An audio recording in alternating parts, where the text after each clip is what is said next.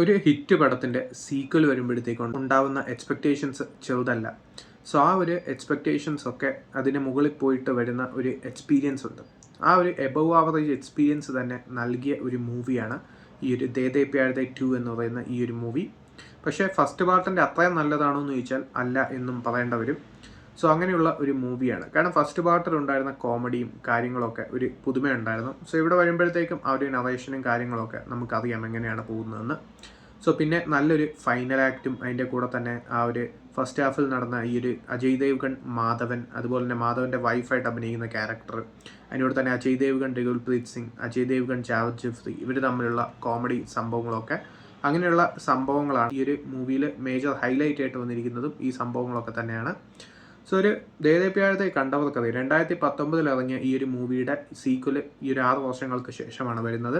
So recent ആയിട്ട് വന്ന Ajay Devgn മൂവീസും announce ചെയ്ത മൂവീസൊക്കെ തന്നെ സീക്വൽ കൂടിയാണ്. സൺ ഓഫ് സർദാർ 2 വന്നിരുന്നു. അതിൻ്റെ അവസ്ഥ പറയാതെ തന്നെ അറിയാം. കാരണം ഒട്ടും വർക്കൗട്ട് ആവാത്ത ഒരു സീക്വലായിരുന്നു.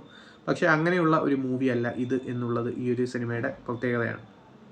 സോ ഫസ്റ്റ് പാർട്ട് കണ്ടവർക്കറിയാം തബു ആണ് ഫസ്റ്റ് പാർട്ട് ലീഡ് ചെയ്തത്. കാരണം തബുവിൻ്റെ പെർഫോമൻസ് ആയിരുന്നു ആ ഒരു മൂവിയുടെ ഒരു ഷോ സ്റ്റീലറായി മാറിയത് തബു ആണ്. കാരണം ഈ ഒരു രണ്ടുപേരും തമ്മിലുള്ള റിലേഷൻഷിപ്പ്, അതായത് ഈ ഒരു അജയ് ദേവ്ഗൺ ഒരു 50 ഇയേഴ്സ് ഓൾഡ് ആയിട്ടുള്ള ഒരാളായിരുന്നു ദേ ദേ പ്യാർ ദേയിൽ. അതിൻ്റെ കൂടെ തന്നെ ഐഷ 25 ഇയേഴ്സ് ഓൾഡ് ആയിട്ടുള്ള ഈ ഒരു രഘുൽപ്രീത് സിംഗിൻ്റെ ക്യാരക്ടറും തമ്മിലുള്ള റിലേഷൻഷിപ്പ്, അൺകൺവെൻഷണൽ ലവിനെ കുറിച്ച് സംസാരിക്കുന്ന സിനിമയാണ്.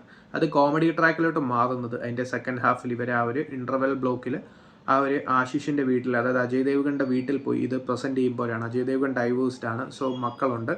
സോ അങ്ങനെ വരുമ്പോഴത്തേക്കും ഉണ്ടാകുന്ന കോമഡീസും കാര്യങ്ങളും കുറച്ച് കാര്യങ്ങളും സംഭവങ്ങളൊക്കെയാണ് ഈ ഒരു സിനിമയുടെ കഥയായിട്ട് വന്നത് ദേ ദേ പ്യാർ ദേ ഫസ്റ്റ് പാർട്ടിൽ. സെക്കൻഡ് പാർട്ടിലോട്ട് വരുമ്പോഴത്തേക്കും ഐഷയുടെ വീട്ടിൽ പോയി ഒരു കാര്യങ്ങൾ അവതരിപ്പിക്കുമ്പോൾ ഉണ്ടാകുന്ന കോമഡിയും സംഭവങ്ങളൊക്കെയാണ്.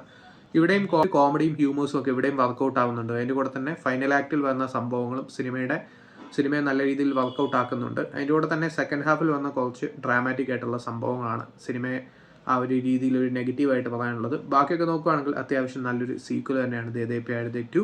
ഫസ്റ്റ് പാർട്ടിനെ അപേക്ഷിച്ച് ഫസ്റ്റ് പാർട്ടാണ് എനിക്ക് കുറച്ചും കൂടെ നല്ലപോലെ ഇഷ്ടപ്പെട്ടത്. പക്ഷേ സെക്കൻഡ് പാർട്ട് ആ ഒരു ലെവലില്ലെങ്കിൽ പോലും ആ ഒരു ഫസ്റ്റ് പാർട്ടിൻ്റെ വില കളഞ്ഞ ഒരു മൂവിയല്ല. എന്നാൽ ഫസ്റ്റ് പാർട്ട് തന്ന ആ ഒരു കോമഡിയും സംഭവങ്ങളൊന്നും ആ ലെവലിൽ ഇല്ല എന്നുള്ളതും സത്യം തന്നെ.